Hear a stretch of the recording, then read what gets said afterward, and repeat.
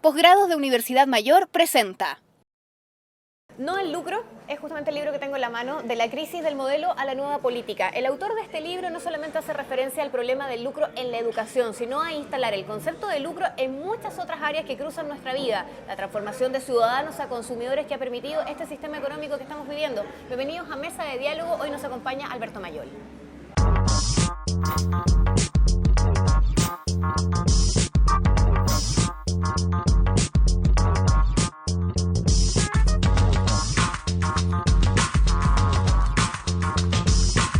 Mesa de Diálogo, desde la Confitería Torres. Hoy nos acompaña Alberto Mayol, sociólogo, licenciado en Estética, magíster en Ciencia Política y profesor de la Facultad de Ciencias Sociales de la Universidad de Chile. ¿Cómo están ustedes? Bienvenidos a una nueva Mesa de Diálogo. Como siempre los saludamos desde la Confitería Torres, este clásico en el centro de Santiago, donde nos reunimos 2 veces por semana para ahondar en diversos temas. Llegamos a ustedes a través del Mostrador TV, saludamos a quienes también desde las redes sociales en distintos puntos del país y también en distintas latitudes se conectan con nosotros y se enteran de lo que está pasando en Chile. Un Chile que se ha establecido como bastante convulsionado en el último tiempo, como bastante gestor de movimientos sociales, y es justamente de eso de lo que hoy queremos hablar. Alberto, gracias por estar junto a nosotros, por aceptar la invitación a esta Mesa de Diálogo. Gracias a ti, Rayen. Está sumamente metido en la contingencia tu libro, No al lucro. Sigue sigue siendo de cierto modo el centro, no solamente en lo que tiene relación con el conflicto estudiantil. Exactamente. Sino que en muchas otras áreas, lo hemos conversado en otras ocasiones en esta misma mesa con distintas personas desde el mundo de la academia y también desde la política, de esta sensación de la ciudadanía de que le meten la mano al bolsillo a cada rato. Cuéntame un poco, primero que todo, cuál es tu manera de involucrarte y tu manera de ver cuál es el lucro que hoy se está viviendo en Chile, más allá de solo la educación. Mira, a mí me pasó lo siguiente. Yo el año 2011 llego a marzo con un análisis sobre el malestar en Chile y de pronto nos encontramos que el lugar central del malestar estaba en la educación y la desigualdad. Y en la combinación de ambos ni hablar. Me acuerdo de hecho que en una entrevista, viendo esos mismos datos, que lo mandamos a distintos medios, Nivaldo Moschetti me pregunta y me dice, oye, pero entonces va a haber un estallido. Me dice, porque si con estos datos... Le digo, mira, sí, todos estos datos indican que habría un estallido mañana a las 5, pero también están todos estos otros datos que indican que parece que no va a pasar ese estallido. Entonces, aparece todo, y cuando ocurre el estallido, yo muevo mi equipo de investigación a que nos dediquemos a entender qué es lo que está pasando. Y en ese momento es cuando detectamos que en el tema de la palabra lucro se está condensando una realidad que es va mucho más allá de la frase de los estudiantes respecto a las universidades privadas. Exacto. Y que tiene que ver con el abuso económico, que tiene que ver con la concentración de poder en Chile, que tiene que ver con la falta de oportunidades y sobre todo tiene que ver con el engaño, con la sensación de traición de una zona como el consumo, que era la zona de la felicidad, que era donde todos íbamos a ser felices, donde iba a llegar la alegría, digamos, claro. Y de pronto resulta que nos encontramos con que en esa zona también estábamos sangrando y eso fue el horror, y ahí entonces el emblema del caso La Polar fue el que gatilla esta condensación entre los temas educacionales y el resto de los temas de la sociedad en términos de consumo. La educación convertida también en un bien de consumo, como dijo Piñera. Sí. Entonces se condensa todo esto. Mucho, pero lo dijo. Pero además dijo la verdad, es que ese es el punto. O sea, cuando él explicita ese punto, dice la verdad. ¿No? En ese sentido es muy interesante porque él en ese momento establece la distinción con el movimiento estudiantil. La educación como bien de consumo o la educación como bien público. Y ahí se arma, se configura el escenario del conflicto. Y de ahí para adelante ese es el escenario del conflicto que nos recorre durante todo este tiempo, en la medida en que de pronto aparecen quienes dicen hay ciertos bienes que deben ser bienes públicos y otros dicen la mejor forma de tener esos bienes públicos es gestionarlos privadamente como si fueran bienes de consumo. Y eso resume gran parte del debate a nivel del modelo económico en ese sentido. Alberto, ya que mencionas el modelo económico, justamente toda esta situación se desarrolla e inserta en este modelo de libre mercado, en este modelo neoliberal. Para tu manera de ver o desde tu punto de vista, ¿este modelo fracasó? ¿Este modelo económico fracasó? Claro, porque el fracaso está fundamentalmente en un hecho esencial, digamos. El modelo económico es particularmente hábil en producir rendimientos económicos. Eso no es problema en este modelo. El problema es cuando uno analiza este modelo en su capacidad de articularse con la sociedad. Y cuando se articula con la sociedad uno ve que tenemos la educación más cara del mundo, la salud más cara del mundo, la energía más cara del mundo. cuando vemos eso y observamos y decimos, bueno, no solo tenemos esto, sino que además no tenemos bienes públicos porque este modelo los destruye. Tenemos un problema que las pensiones solo alcanzan la pensión mínima para el 50% de la población y el resto no llega a la pensión mínima.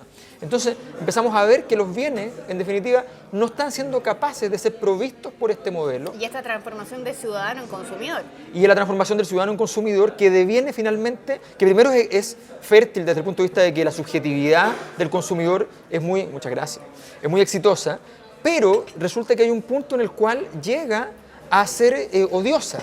Y ese punto crítico, se produce fundamentalmente cuando el ciudadano siente que efectivamente esta escena del consumo es también una escena de crimen.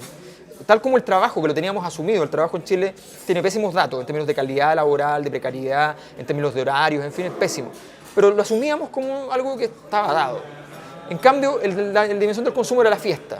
Y de pronto vemos que en esa dimensión hay un horror. Se aguó la fiesta y descubriste que ese malestar que tú sentías era cierto, que efectivamente algo estaba pasando y que te estaban perjudicando, que tú estabas perdiendo en esta jugada porque no te convenía esta forma de relacionarte. Entonces, el modelo en ese sentido no logra proveer los bienes necesarios, no logra proveer los bienes públicos básicos, ni la educación, ni la salud, ni las pensiones, no logra incorporar al desarrollo, hay mucha desigualdad y finalmente, más importante que eso incluso, es yo sé que esta fantasía de que yo voy a llegar mañana a ser el doble de lo que soy o el triple de lo que soy, no es cierta. Ya, nos pincharon el globo de la ilusión. Se acabó el mito que describió Mulián en los años 90, la anatomía del mito. Aquí está el mito y todos confiamos en ese mito, ¿ya? Ese mito se acabó, se derrumbó, se desplomó ya no en lo académico, en la visión, sino que desplomó en la calle, en el sentido común. Se acabó la legitimidad de ese orden. Entonces, la legitimidad hay que entenderla siempre como el aceite del motor, o sea, el motor es todo, es lo más importante, ¿ya? Y uno dice, claro, nos levantamos hoy día y el modelo sigue funcionando, están todos los elementos del motor. Pero resulta que el aceite vale, qué sé yo, 10 lucas y el auto puede valer 10 millones, pero sin aceite no anda y se rompe además. Tú podías andar un rato y se va a calentar y qué sé yo, y de repente se va a romper. Estamos en ese momento, digamos. Estamos viviendo el momento donde se acabó el aceite o queda muy poco y sigue goteando, digamos. Dentro de todas estas situaciones que han ocurrido, claro, nos centramos un poco en el tema del movimiento estudiantil, esto empieza, digámoslo, como a chorrear a otras áreas en las que como ciudadanos convertidos en consumidores nos empezamos a ver afectados, aparece lo de la Polar, aparece el perdonazo a Johnson, hay una gran cantidad de temas que se están como sumando a esta especie de explosión social. ¿Esto tiene un destino que lleve, por ejemplo, a la exigencia del cambio del sistema binominal porque los políticos que hoy día están a cargo no son realmente representativos de este tipo de ciudadanía que hoy día es tal vez distinta a la que sí los escogió en algún minuto? Sí, yo te diría más, eso en términos del proceso ya ocurrió. Lo que pasa es que la manifestación explícita de eso tiene que ir aconteciendo históricamente y se demora, tiene un proceso. Hay un relato también. Claro, pero en el fondo, ¿qué es lo que pasó? Hubo un momento en que los estudiantes impugnan la relación de la educación con la economía. En ese momento impugnan el modelo, aparece el caso de la Polar y esto se consolida como un todo, ¿ya? Se generaliza. Luego entonces los estudiantes llegan y le dicen a los políticos, bueno, resolvamos el problema. ¿Es la política la llamada a resolver esta situación? La política no resuelve el problema y por tanto queda en descrédito la política. Primero entonces se desploma la legitimidad del modelo, después del modelo económico, después del modelo político. Quedan en juego lo entredicho los dos. Incluso la energía fue tanta que de alguna manera desarticuló el modelo cultural. Ese modelo cultural de discriminación que tenemos en Chile muy intenso, ¿ya? Quedan entredichos y aparecen entonces el tema de las empleadas domésticas, aparece el tema de los homosexuales, ¿ya? Empiezan a aparecer incluso los elementos del modelo cultural en juego. Entonces, eso ya aconteció. Lo que está ocurriendo es que eso tiene que plasmarse ahora en términos institucionales, que eso se demora. En el alma, digamos, de los chilenos ya acontecieron todos esos hechos y ahora tenemos que empezar a decir, bueno, realmente yo no creo que a través de un modelo de institucionalidad como este podamos llegar a las soluciones para esto, por tanto hay que cambiarlo, ¿ya? Pero eso es complicado porque no solo hay que cambiarlo, sino que hay que tener una alternativa y hay que construir esa alternativa y los que están adentro son incumbentes, entonces tienden a tratar de evitar que esa alternativa exista y eso se demora, ¿ya? Pero a mi juicio las cartas están hechas y esto ¿Se demora cuánto, crees tú? Depende cuántos muros tú le pongas de contención. Ahora, el problema de ponerle muro de contención es que cuando tú pones un muro de contención pones objetos ahí. Y esos objetos se terminan por morir también. Entonces, porque tú los pones ahí y dices, ya, ahora no se derrumbó. Pero después la energía sigue desplegándose, termina por botarlo, y en vez de votar el 30% de tu modelo, vota el 70%. Entonces, claro, Es posible que se demore más, es decir, estamos hablando del 2014 a mitad de año, 2015, es posible que se demore, estamos hablando del próximo año, 2013, ¿ya? Es posible que se demore mucho o poco, pero lo que está claro es que hoy día la energía de impugnación es mucha. ¿Este es un punto sin retorno? A mi juicio es un punto sin retorno, porque yo trabajo mucho con dos conceptos, con energía y significado de los procesos sociales. Hay un momento en que la energía que se despliega es tan grande que el significado no es capaz como de amarrarla, ¿ya? Entonces no se entiende lo que está pasando. Nosotros vivimos el año pasado en ese proceso y de pronto la energía que se desplegó fue enorme. Y esa energía siguió desplegándose ya en forma de la movilización de Aysén, de Calama, de Freirina, y ahora en forma de toda clase de impugnaciones. O sea, ¿cuándo hemos visto que los diputados impugnaban a los senadores, por ejemplo? Cierto. Porque todos los que están abajo en una relación de poder impugnan al de arriba. ¿Cuándo hemos visto que las AFP impugnen ya a una transnacional? Si siempre habían sido socios, digamos. Entonces empezamos a ver cómo empiezan los pequeños poderes, aunque sean gigantescos, pero respecto al otro. ¿Ya? A impugnar los grandes poderes. Y esa relación se da desde los movimientos sociales a la clase política, pero también se da en toda clase de órdenes de cosas. Quiebra la estructura jerárquica. Exactamente. No creemos hoy día en la jerarquía que nos habían instalado. No la tenemos legitimada. Y por tanto, se produce un fenómeno que es bien interesante. El otro día, una norteamericana que leyó no al lucro, me decía que a ella le recordó un experimento que se había hecho, ella es neurocientífica, y me decía, un experimento que le habían hecho a los monos. Los chimpancés son súper estratificados, entonces el macho alfa tiene todo el poder, y todas las mujeres. Entonces agarran a un mono que está al final de la estratificación, el que tiene menos poder, y le hacen una lobotomía, una cosa muy cruel, y le quitan las emociones, ¿ya? Y lo ponen de nuevo adentro. Entonces el macho alfa llega a demostrarle su poder, y él no lo pesca, sigue haciendo otra cosa. Y eso sigue ocurriendo, y después de que pasan semanas, ese macho tiene desesperado al macho alfa. Y al poco tiempo, el macho alfa está perdiendo el poder y las mujeres empiezan a ser seducidas por este macho, ¿ya? Porque él no acepta las condiciones jerárquicas. Claro. ¿Ya? Entonces, desconoce completamente esta posición de poder. Desconoce la estructura. Y cuando tú desconoces la estructura, llegas al punto último de la deslegitimación. Y eso fue un poco lo que pasó con el movimiento estudiantil, que pasa por el costado de la clase política y le dice: yo no reconozco nada a usted. Yo le traigo aquí a Giorgio, ¿ya? Y Giorgio le hace una clase de educación a usted que es senador, ¿ya? Entonces viene esa impugnación y tú dices: pero ¿cómo es posible? O sea, se supone que el senador es senador, se supone que el ministro de Educación hace propuestas más completas que los estudiantes, y el ministro de Educación le pasa un PowerPoint de 15 diapositivas y los estudiantes llegan con 200 páginas. Entonces tú dices: aquí está pasando algo. Aquí hay una impugnación muy radical y los estudiantes dicen: yo voy a pasar por el costado, yo voy a llegar con propuestas, no voy a decirle mi petitorio es tal, usted deme la política pública, van a llegar con políticas públicas. Entonces hacen lo mismo y desconocen la autoridad. Eso fue muy potente en la energía del movimiento estudiantil y por eso generó una energía que no genera el caso de Aysén, no genera el caso de Calama, que es simplemente una demanda al poder, donde todavía tú reconoces que existe poder.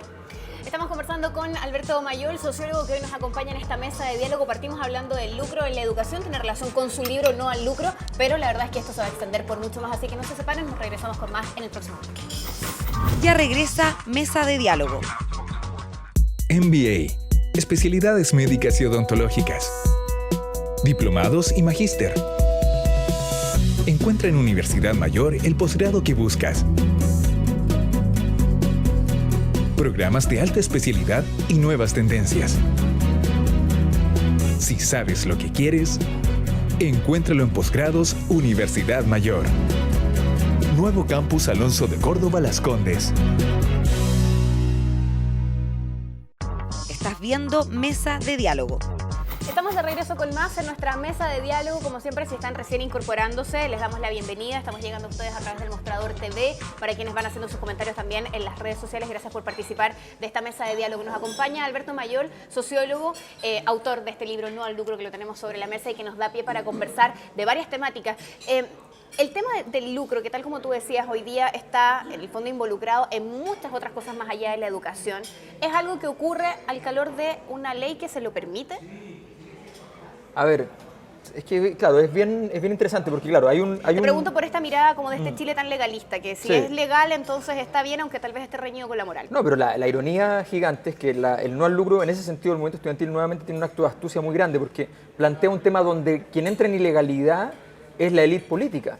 que pertenece a universidades privadas que todos saben que lucran, que se venden, fundaciones sin fines de lucro que se venden en 100 millones de dólares, ¿ya? Y que resulta que la ley dice que no pueden lucrar, ¿ya? Una ley además hecha por el mismo Pinochet, o sea, incumplen incluso la ley hecha por el orden existente en Chile. Entonces, efectivamente, era esa excepción legal, era una excepción que se había entendido como parte de una concesión al hecho de que costaba mucho en Chile transformar al mundo universitario en particular en un mundo que fuera negocio, porque culturalmente en Chile no se acepta eso.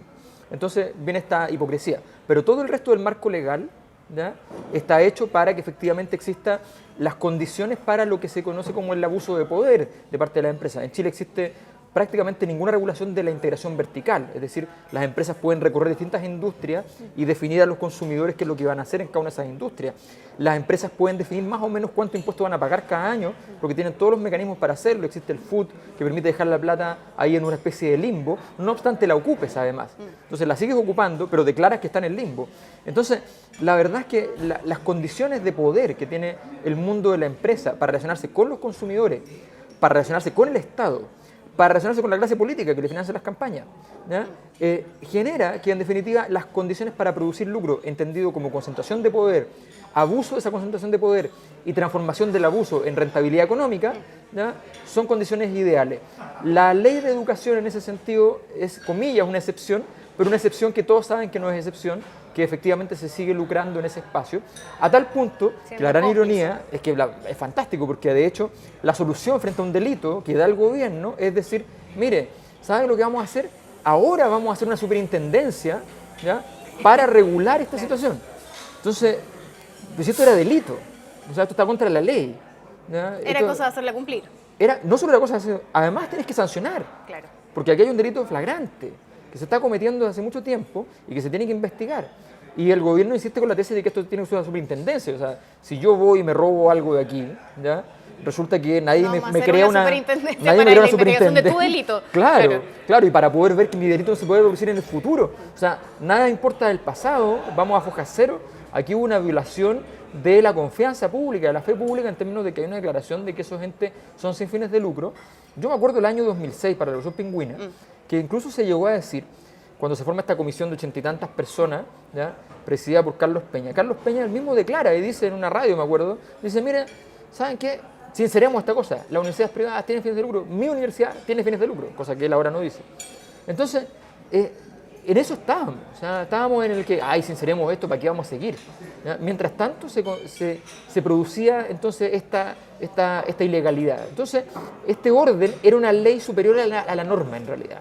O sea, la ley que rige nuestra vida social en Chile, nuestro modelo, es más importante que las leyes en realidad, porque eso es lo que importa. Lo que importa es que se cumpla el principio fundamental, que es producir el Producto Interno Bruto fundamentalmente, y todo lo demás no importa. De alguna manera ha sido transformado la figura como del gobierno en el enemigo en algún momento. Sí. ¿Quién es el enemigo hoy día? ¿Sigue siendo el enemigo el presidente de la República para el movimiento estudiantil, por ejemplo? ¿Desde tu punto de vista? No, la verdad ¿O desde el tema de las reivindicaciones sociales más allá de los estudiantes? Lo que pasa es que hoy día hay dos energías en el sistema, digamos. Una es la energía de la transformación, los movimientos sociales, y otra es la energía de la contención, que básicamente es la UDI, ¿ya?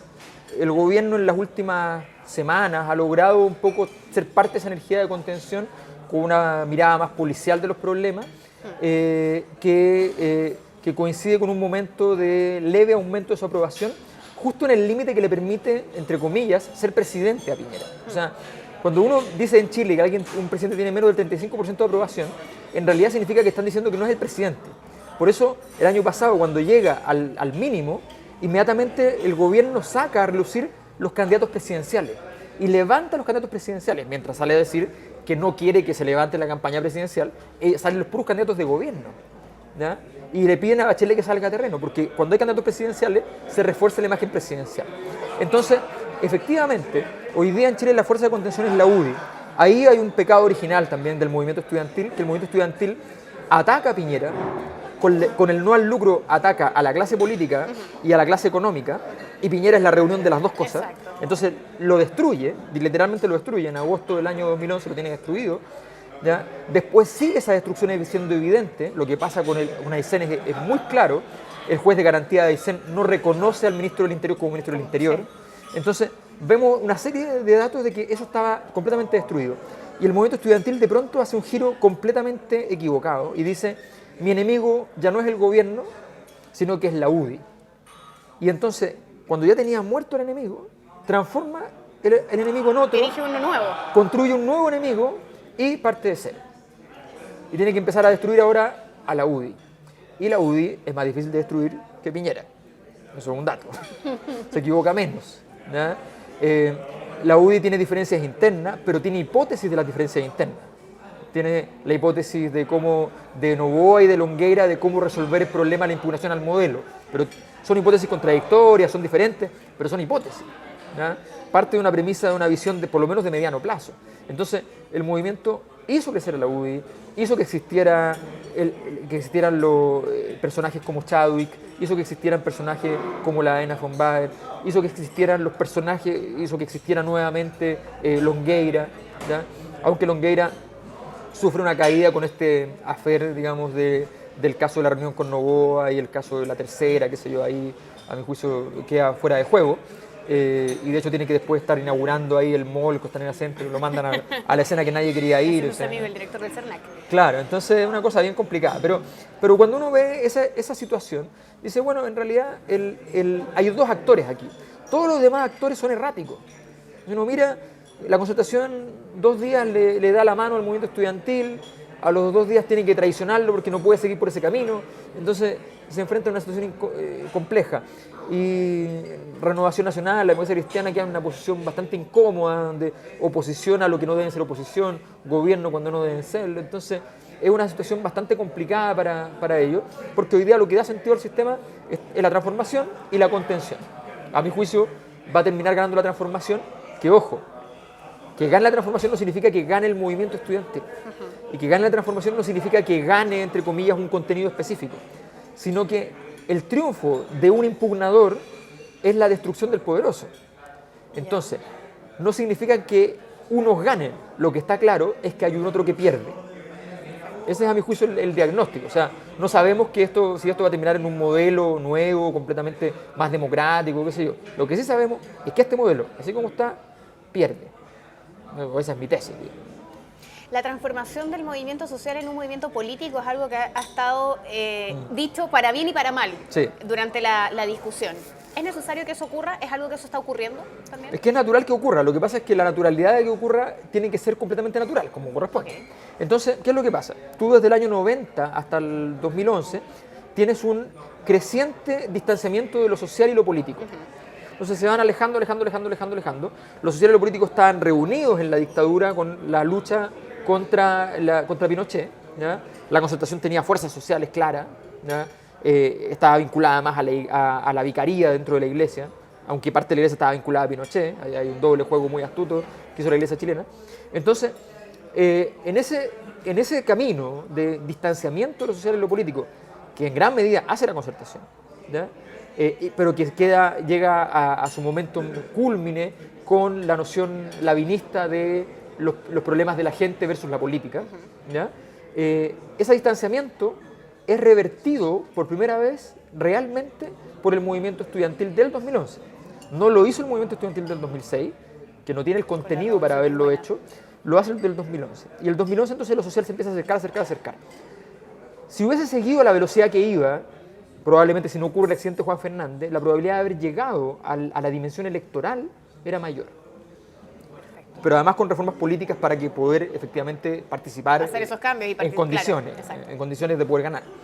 Pero resulta que el movimiento estudiantil queda interrumpido en su energía. Entonces no alcanza a llegar. Y por tanto es un poco forzado tratar de que llegue hoy día a lo electoral. Quedó un poco a medio camino. No a medio camino, quedó bastante cerca. Pero por lo menos ya acercó lo social y lo político. Están bastante más cerca. Hay que hacer una avanzada más. Pero eso se va a demorar y no va a ser inmediato. Requiere mucha organización y lo más probable es que ahí haya un problema porque, claro, gran parte del movimiento, no gran parte, pero una parte del movimiento quiere ir a lo electoral, ¿ya? Y es legítimo. Y parece necesario, en el fondo, transformar esto en una legítima participación dentro del mundo político, que es desde donde se pueden transformar. Claro, pero estratégicamente, si uno lo dice estratégicamente, es un error. porque tú vas a ir a competir en la arena que todavía es del otro, porque tú no lograste controlar esa arena, y vas a perder.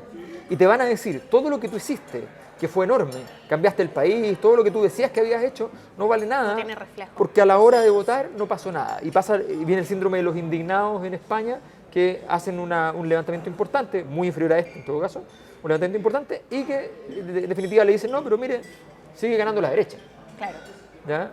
Que además es lo más probable que acontezca en la medida en que el que tiene significado es la derecha, ¿ya? Porque es la contención, y el que tiene significado es la transformación, pero no tiene poder electoral, entonces es normal que gane la derecha. Entonces, la verdad es que es bien complicado. Yo creo que el movimiento estudiantil, en términos estratégicos, lo que más le conviene hacer, aunque considero muy loable que intenten hacer lo contrario, lo que más le conviene hacer es llamar a no votar.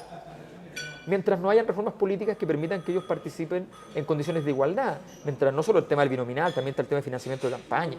O sea, en las condiciones actuales de financiamiento de campaña, un candidato que no tenga poder económico no tiene ninguna posibilidad. O sea, mientras las normas del juego no cambien, Claro. no es válido tal vez involucrarse en él. Exactamente. Sin tener la posibilidad cierta de ganar.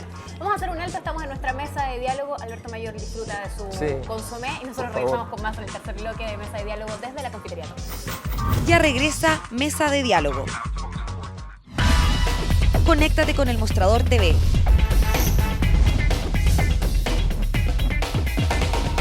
Búscanos en Facebook. Síguenos en Twitter.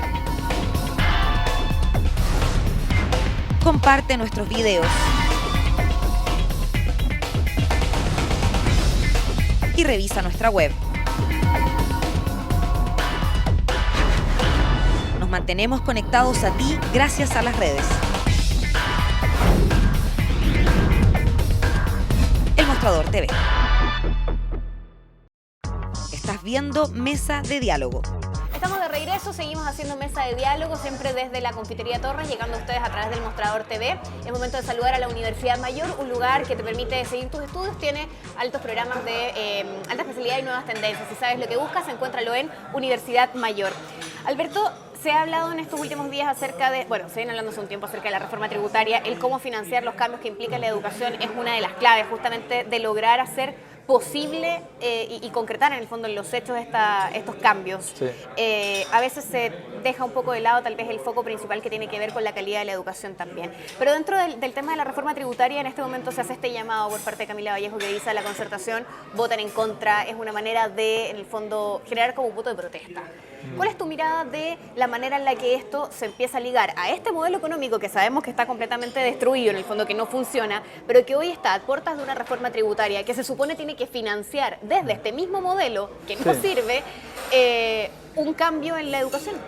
Claro, lo que pasa es que cuando se plantea la reforma tributaria, no solo hay problemas en el contenido de la reforma, en términos de dónde se saca la plata y qué sé yo, también hay problemas del tamaño de la reforma que se propone, que es ínfimo, también en el concepto, porque tú no puedes hacer una reforma tributaria para un tema. O sea, las reformas tributarias se hacen en procesos largos, de 15 años, tiene que durar un sistema tributario, 10 años, ¿ya? Y tú no puedes decir, ahora es educación, y mañana cuando aparezca salud, ¿qué? Y mañana cuando aparezca pensiones, Claro, ¿qué? le hacemos esperar 15 años para que podamos Claro, hacer la siguiente o vamos reforma. a hacer reformas tributarias todos los años. Entonces no tiene sentido. Efectivamente, la crítica que plantea Camila Vallejo es una crítica bastante razonable desde el punto de vista de decir, a ver, ¿saben qué? No corresponde, ¿ya?, que aprobemos esta reforma tributaria a sabiendas de que no tenemos claro cuál es el contenido político, cuál es el contenido de política pública que va a tener efectivamente las reformas que vienen. Porque claro, el ministro de Educación nos dice, esto va a financiar las reformas que vienen, pero las reformas que vienen con mucha claridad son bastante más caras que esto, con bastante claridad. Y en el fondo lo que estamos viendo es un ajuste tributario que incluso termina siendo bastante beneficioso para determinadas aberraciones del sistema, pero que perjudican a los más ricos. Claro. No a los más ricos de los más ricos, honestamente, no a las grandes empresas, pero sí a los profesionales, en fin. Entonces, al final uno dice, bueno, aquí no se está tomando una decisión estructural frente a un problema estructural. ¿Por qué parece que todas estas decisiones, más allá de la reforma tributaria, en la manera de abordar la educación, de abordar el conflicto en Aysén, lo que pasa en Freirina, parece todo tan improvisado? No, porque en el fondo el afán que está detrás de esto es no moverlo realmente. Entonces, claro, obviamente las reformas aparecen improvisadas porque finalmente son discretas, son pequeñas, frente a transformaciones que requieren que sean bastante más grandes. O sea, a ver, primero tenemos que definir. Fíjate que los estudiantes recorrieron el camino completo. Ellos dijeron, primero queremos un tipo de educación determinado. Eso tiene un costo. Eso supone una reforma tributaria para ese costo, ¿ya? Para eso se supone que hay que hacer un cambio constitucional porque la Constitución chilena prohíbe la educación gratuita. Porque dice que el Estado debe ser subsidiario. El Estado subsidiario no puede dar educación gratuita para todos, entonces, ¿ya? Entonces, recorrieron el camino completo con lógica. Cuando aquí dicen, hagamos una reforma tributaria para financiar los cambios en educación, y resulta que conocemos a algunos titulares de esos cambios y nada más, y no sabemos en qué consiste, y tampoco sabemos si la reforma va a recaudar realmente La cantidad de dinero necesaria. la cantidad que dice que va a recaudar, que ni siquiera es la necesaria, pero que es lo que dice que va a recaudar, ¿ya? Porque hay algunos que calculan que dicen que en realidad va a recaudar 500 millones de dólares. Entonces, y estamos viendo, y que es una cifra muy, muy pequeña, o sea, entendamos que 500 millones de dólares es una cifra para grandes transformaciones. Para poner un ejemplo, digamos, el famoso problema entre ENERSI y la AFP era de 8.000 millones de dólares. Claro. ¿Ya? O sea, eso es una cifra importante. Eso es liquidez para una empresa grande, ¿ya? Para tener plata para un Estado, para hacer transformaciones estructurales es muy complicado. Y ahí abordo un tema que es bien importante. La gran mentira de la calidad de la educación en Chile tiene que ver con lo siguiente. El discurso es, nosotros llevamos muchos años construyendo cobertura, pero nos falta ahora mejorar la calidad. Claro, y una de las grandes maneras en el fondo de defender este sistema ha sido, hemos logrado tener más generaciones o más miembros de la primera generación de una familia en la universidad. Pero hay un problema. El bien educación es un bien relativamente absoluto, aunque parezca contradictorio, en el sentido de que bajo cierto umbral de calidad tú no estás recibiendo educación. Entonces, cuando tú tienes que la mayor parte de los estudiantes chilenos, por ejemplo, en el colegio, se transitan en los 250 puntos CIMSE, que es el límite de comprensión lectora, que es el límite de capacidad de cálculo, significa que tú no estás entregando educación. Entonces, esto es lo mismo que si yo le dijera a todos ustedes que en sus casas resulta que lo que hicimos fue instalar todo un tendido eléctrico, pero que la electricidad todavía no llega o que llega con 10 watts. Ya, en términos simples, Alberto, esto es vender humo. Claro, porque tú estás vendiendo la infraestructura, tú tienes colegios, tú tienes sillas, tienes pupitres, ¿ya? Tienes un casino, pero no tienes el bien educación. Entonces, esa crítica de la calidad es una falacia, porque el problema no es aumentar la calidad de la educación, el problema es empezar a entregar el bien correspondiente. Ese bien no se ha entregado en Chile. Entonces, fíjate que en Chile pasa una cosa que es dramática. En cuarto básico, no importa si tú eres de la comuna más pobre o más rica, obtienes el mismo puntaje. O sea, en cuarto básico no hay desigualdad en la educación.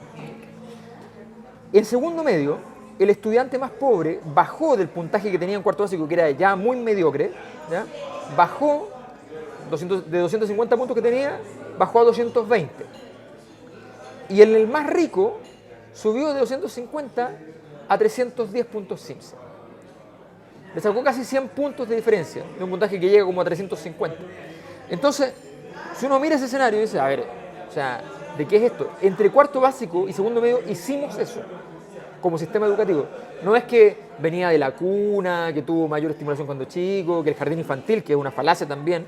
O sea, el jardín infantil es muy importante para mejorar esos 250 puntos que tenemos parejo en cuarto básico, claro, que son mediocres, espantosos, ¿ya? Porque además llegamos a los 300 puntos CIMSE de los colegios con mejores puntajes y los comparemos con la prueba PISA a nivel internacional, esos puntajes, y resulta que andamos en la media de Indonesia, que no está nada bien, digamos, no es espantoso, pero no está nada bien, y eso es solo la elite de nosotros, digamos. Entonces, o los colegios particulares de Chile son mucho más bajos que si uno va a un campo pobre en China. Entonces, muchísimo más bajo. Entonces, estamos hablando de un problema que no solo afecta a los más pobres, afecta a los más ricos. Lo que pasa es que los ricos no se dan cuenta porque a los pobres están más perjudicados. Entonces, juran que ellos están recibiendo algo mejor realmente. ¿Cuál es tu opinión frente a esta especie de fomento a la educación particular o subvencionada que se quiere hacer con este incentivo que si los papás mandan a los niños al colegio van a recibir 100.000 pesos al año? Esto es una locura. O sea, de verdad, o sea, quien diseñó eso no sabe nada de políticas públicas, no sabe nada de educación. Aquí hay un dato que además se oculta, literalmente se oculta. Los mejores colegios en Chile A ver, en Chile los puntajes dependen del nivel socioeconómico. Entonces, cuando uno limpia los datos del nivel socioeconómico y dice comparemos iguales con iguales, quienes ganan son los colegios municipales, no ganan los particulares. El mejor puntaje del sistema educativo chileno está en los colegios municipales de nivel medio alto. Le gana por lejos a los colegios particulares de nivel alto. Entonces, aquí la gran mentira de echarle la culpa a los colegios municipales tiene que ver simplemente con que se quiere privatizar el sistema. Entonces hoy día el estímulo, en vez de haber sido vamos a duplicar, por ejemplo, el aporte fiscal para los colegios municipales, donde se hizo ensayo en duplicar la subvención, que se hicieron programas de ensayo, mejoraron radicalmente los puntajes. Entonces, en vez de hacer eso, se le está poniendo un estímulo para que la gente se vaya a colegios particulares. ¿Qué lógica? ¿De qué estamos hablando? Suena bastante descabellado. Es que es completamente, o sea, no tiene ningún sentido, ninguno, porque además, insisto, los puntajes no señalan de que eso es cierto. Lo que pasa es que estamos acostumbrados a pensar de que si los colegios particulares obtienen mejores puntajes promedio, porque tienen a los más ricos, esa es la explicación, ¿ya? Y los colegios municipales obtienen puntajes más malos, los puntajes de los colegios particulares subvencionados, como serán intermedios, es mejor que yo agarre a mi hijo y lo mande al particular subvencionado. Pero a medida que el particular subvencionado ha ido tomando más gente, va bajando su puntaje, porque va recibiendo personas con mayor riesgo. En la medida que yo concentro todo el riesgo social en los municipales, se produce lo que es obvio. Y este problema de la educación municipal se traslada a toda clase de problemas. Si el colegio municipal que está cerca de su casa fuese bueno, usted no tendría que llevar a su hijo a grandes distancias. Y cruzar 2 horas. Cuando hay vacaciones de invierno, en toda la ciudad de Chile no hay atasco, no hay taco. Entonces el problema de la educación redunda en el problema de la congestión vehicular, redunda en problemas de transporte, en un sistema de transporte que no da abasto, y en calidad de vida. Porque lo que debe ocurrir es que el colegio que está cerca de su casa funcione. ¿Ya? Y no como decía Lavín, que usted le pase en un semáforo y le diga, el que está cerca de mi casa no sirve, y yo me tengo que ir al colegio que me queda lejos, porque ese es bueno. O sea, ¿de qué ministro estamos hablando? De que te dice, no vaya al colegio que está a cargo mío, ya vaya a este otro, digamos, que también está a cargo mío, pero es mejor. O sea, bueno, por eso no está en educación. Bueno, por eso, pero ahora está a cargo de la pobreza. Lo de desarrollo social. Ahora es que está a cargo de la pobreza, digamos. O sea, bueno, ¿qué le vamos a hacer, digamos? Pero evidentemente aquí hay una falta de criterio para hacer las políticas que revela que el problema de fondo no está ya ni en las convicciones. Porque yo puedo creer, no sé, me ponen frente a Vigi. Yo sé que Vigi es un tipo que está convencido de lo que dice. Yo estoy convencido, yo estoy seguro de que cuando en este tipo de política no puede haber nadie en el planeta convencido de que está haciendo algo correcto. O sea, no puede ser. Yo ahí creo que hay mala fe nomás. Porque no puede ser que no esté viendo esos datos. Son datos que son públicos, están ahí en la página web del ministerio, usted lo puede revisar. O sea, no tiene sentido. No puede ser que estén pensando así. Entonces, cuando uno ve eso, dice, bueno, aquí hay simplemente la defensa de un determinado interés. Eso es lo único que explica esto. El interés de la educación particular en Chile. ¿Ya? No el interés solo como negocio, ojo. Es un interés por no permitir que nunca este bien que es la educación, que es un corazón de una sociedad, sea un bien público y por tanto dé el ejemplo a otros bienes públicos como la salud, ¿ya? Como las pensiones, ¿ya? De que efectivamente se puede hacer de otra manera. Entonces, lo que se está defendiendo es una cosa mucho más importante, entre comillas, que es un determinado orden social. Alberto, para terminar, se nos acaba el tiempo dentro de nuestra mesa de diálogo. ¿Hacia dónde crees tú que debería ir el movimiento estudiantil dentro de los próximos días, considerando que ha habido bastantes reproches frente a, bueno, estas situaciones aisladas o no, pero que ocurren en términos de violencia, donde dicen... se hace este llamado por parte de Gabriel Boric, dice, pucha, fue un montaje el asunto de las micros, ¿qué más? Después se tiene que desdecir. ¿Hay algo que se está entorpeciendo? Noam Titelman dice, tenemos que reencantar a la ciudadanía. ¿Hacia dónde debería ir en los próximos meses? Sí, a ver, evidentemente que para reencantar a la ciudadanía hay que ver lo que se hizo. Y lo que se hizo, que queda como más en evidencia, no son las marchas, pero la verdad es que detrás de eso, lo que se hizo fue un trabajo, en los primeros 2 meses del movimiento, el trabajo dentro de la casa, de mostrar datos a los papás, de convencerlos, de hacer circular información. Los estudiantes se convirtieron en expertos en educación. Entonces, y le explicaron a los papás en cada casa, hicieron la lucha primero de convencer las conciencias de sus padres. Ese trabajo, asociado a la coordinación de acciones, a mucho trabajo con el movimiento mismo, de integración, ese trabajo que se desarrolló durante el 2011, ¿ya? Hoy día no está presente. Entonces, tú llegas al 4 de agosto del 2011 con todas las condiciones armadas para que incluso si hay violencia, tú sales ganando.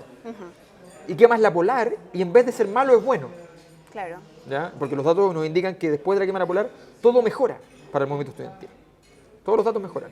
Entonces, y en cambio tú llegas al 2012 creyendo que porque vas a hacer la misma escena de disidencia con una marcha, pero sin haber hecho la inversión previa, sin tener el crédito, te va a dar resultado. Y no da resultado y te sale todo lo contrario.